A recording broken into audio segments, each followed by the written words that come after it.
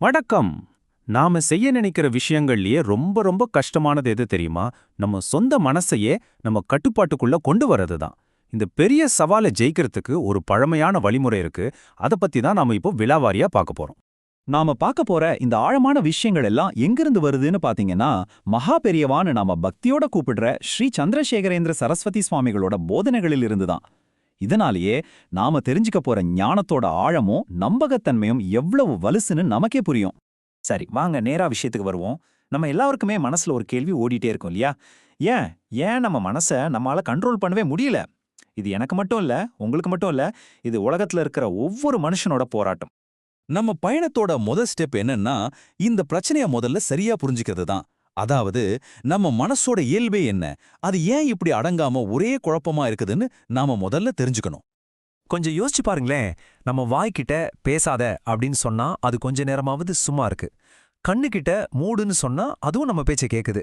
ஆனா இந்த மனசுக்கிட்ட போய் ஏன் மனசே எதையும் நினைக்காத அப்படின்னு சொல்லி பாருங்க, அது கேக்குமா? கேட்கவே கேட்காது. இதுதான் நம்மளோட அடிப்படையான பிரச்சனை. இந்த வரிகளை கொஞ்சம் கவனிங்க. இது நம்ம நிலைய எவ்வளவு அழலா படம் பிடிச்சு காட்டுது பாருங்க. வெளியில ஒருத்தர் நிறுத்தாம பேசிட்டே இருந்தா நாம அவங்கள என்ன சொல்றோம்? பைத்தியன்னு சொல்றோம். ஆனா நம்ம மனசும் உள்ளுக்குள்ள அப்படிதானே ஓயாம பெற்றத்திக்கிட்டே இருக்கு. அப்போ உண்மையிலே நம்ம யாருக்குமே நம்ம மனசு மேல முழு கண்ட்ரோல் இல்லங்கிறது தான் நிஜம். சரி, பிரச்சனை இதுதான்னு புரிஞ்சிடுச்சு. அப்போ தீர்வு என்ன? நம்ம இலக்கு என்னவா இருக்கணும்? ஒருவேளை நம்ம மனச நம்ம முழு கண்ட்ரோல்குள்ள கொண்டு வந்தா எப்படி இருக்கும்னு கற்பனை பண்ணி பாருங்க. வாங்க அந்த உன்னதமான நிலைய பத்தி இப்ப பார்க்கலாம். மனச முழுசா கட்டுப்படுத்துற அந்த நிலைமைக்கு ஒரு பேர் இருக்கு. அதுதான் சித்த சுவாதீனம். அப்படின்னா நம்ம மனசு நம்மகிட்ட அடிமையா நம்ம சொல்றத அப்படியே கேட்கிற நிலை. இதை அடையறது தான் நம்மளோட அல்டிமேட் கோல். இந்த சித்த சுவாதீனம் கிடைச்சா ஒருத்தரோட நிலைமை எப்படி இருக்குன்னு தெரியுமா? நினைச்சு பார்க்கவே ஆச்சரியமா இருக்கும். உடம்புல தாங்க முடியாத வலி வந்தா கூட மனசுகிட்ட வலிய பத்தி நினைக்காதன்னு சொன்னா அது கண்டுக்கவே கண்டுக்காது. எதுக்கு? கண்ணு முன்னாடி ஒரு புலியே வந்து நின்னா கூட மனசு பயப்படாது. எவ்வளோ பெரிய சோகம் வந்தாலும் முகம் புன்னகையோட மனசு அமைதியா இருக்கும். இது நிஜமாவே ஒரு சூப்பர் பவர் மாதிரி தான் இல்லையா? அப்போ எல்லாருக்கும் வர்ற முக்கியமான கேள்வி இதுதான். இந்த சூப்பர் பவர் மாதிரி இருக்கிற நிலைய அடையறதுக்கு என்ன வழி? எப்படி இதை சாதிக்கிறது? வாங்க அந்த பாதையை பத்தி இப்போ நாம தெரிஞ்சுக்கலாம். அந்த வழிமுறைக்கு பேர் யோகம். யோகம்னு சொன்ன உடனே நமக்கு கை கால்களை வளைக்கிற ஆசனம் தான் ஞாபகத்துக்கு வரும். ஆனா இங்க சொல்லப்படுற யோகம் அது இல்ல. இந்த போதனையை பொறுத்த வரைக்கும் யோகம்ங்கிறது நம்ம மனசோட ஓயாத ஓட்டத்தை நிறுத்தி அதை கட்டுப்படுத்துற ஒரு மனப்பயிற்சி. இத புரிஞ்சுக்க ஒரு அருமையான உதாரணம் இருக்கு. ஒரு பாத்திரத்துல இருந்து எண்ணெயை ஊத்தும்போது பார்த்திருக்கீங்களா? அது விட்டு விட்டு விழாது, ஒரே நேர்கோட்டுல தடையே இல்லாம வழிஞ்சு ஓடும். இதத்தான் தைலதாரைன்னு சொல்லுவாங்க. அதே மாதிரி நம்ம மனசும் வேற எந்த சிந்தனைக்கும் இடம் கொடுக்காம ஒரு நல்ல விஷயத்துல மட்டும் ஒரே சீரா தடையே இல்லாம பாயணும். சரி, இந்த யோக பாதையில நம்ம ஜெயிக்கணும்னா நமக்கு 2 விதமான கருவிகள், அதாவது டூல்ஸ் வேணும். ஒன்னு நாம வெளியில செய்ய வேண்டிய விஷயங்களுக்காக, இன்னொன்னு நமக்கு உள்ளேயே நம்ம மனசுக்குள்ள செய்ய வேண்டிய விஷயங்களுக்காக. முதல்ல பகிரங்க சாதனம். இது வெளியில செய்யற பயிற்சிகள். உதாரணத்துக்கு தானம் பண்றது, மத்தவங்களுக்கு தன்னலம் இல்லாம சேவை செய்யறது, நல்ல சடங்குகள் செய்யறது மாதிரி. அடுத்தது அந்தரங்க சாதனம். இது நமக்கு உள்ளேயே நாம செய்யற பயிற்சிகள். உதாரணத்துக்கு தியானம் பண்றது, மனச ஒருநிலைப்படுத்த. இந்த வெளியில செய்யறதும் உள்ள செய்யறதும் ரெண்டுமே ரொம்ப ரொம்ப முக்கியம். இப்போ நாம இந்த போதனையோட இதய பகுதிக்கே வந்தாச்சு. இந்த அந்தரங்க சாதனம், அதாவது உள் பயிற்சிகள்ல ரொம்ப ரொம்ப முக்கியமான, எல்லாரும் ஃபாலோ பண்ண வேண்டிய ஒரு 5 கடமைகள் இருக்கு. இதத்தான் சாமானிய தர்மங்கள்னு சொல்றாங்க. இந்த 5 கடமைகளும் நமக்கு ஒரு கிளியரான ரோட் மேப் மாதிரி. அது என்னன்னா அஹிம்சை, சத்தியம், அஸ்தேயம், சௌச்சம், அப்புறம் இந்திரிய நிக்கிரகம்.